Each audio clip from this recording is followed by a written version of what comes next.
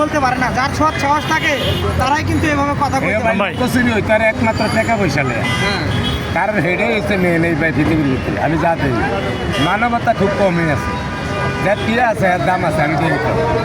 যেমন আমার গ্রামে আমার কেউ জিগাইতো না, আর একটা কাজে ক্ষেত্রে লিখে গেল আমার দিকে চাইতো না, ওই বান্ডিলের কাছে ভাড়া যেত।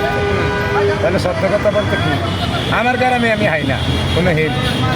হিন্দু একজনে আমার গ্রামে জমি খায়, মুসলমানে হারলো না কিছু কথা, এসে লজ্জা আছে আর কোনো কিছু।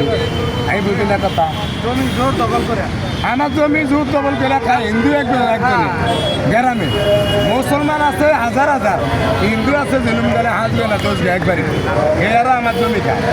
তাহলে কোথাও লুজ পায় একা কেমনি কি খায় আমি বুঝি না। আমি গুটির হুটা ছাড়লে না গুটির হুট বোনা 1,20,00,000 টাকার জমিটা ভাই, কথা বুঝতে বুঝতে ব্যাপারটা। এই যে 2বার করে হাজিরা দিছে ওই বিপক্ষ যারা বিবাদী আছে এখন খুঁজে পাওয়া যায় না, কথা বুঝতে হবো না। 2বার ইয়া করছে, কোনোবারই মানে কোনোবারই খুঁজে পাওয়া যায় না, আসে না।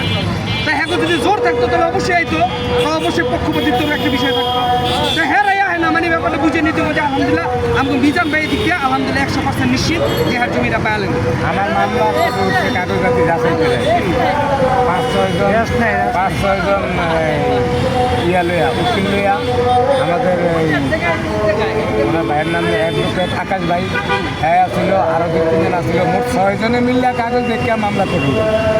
আর কি আছে একজনের মামলায় লড়ে এক উকিল, যেন 6 জনে মিললে উঠেছে না, 2 জনই মামলা নিতে করবে না অবশ্যই না। তারপরও আমার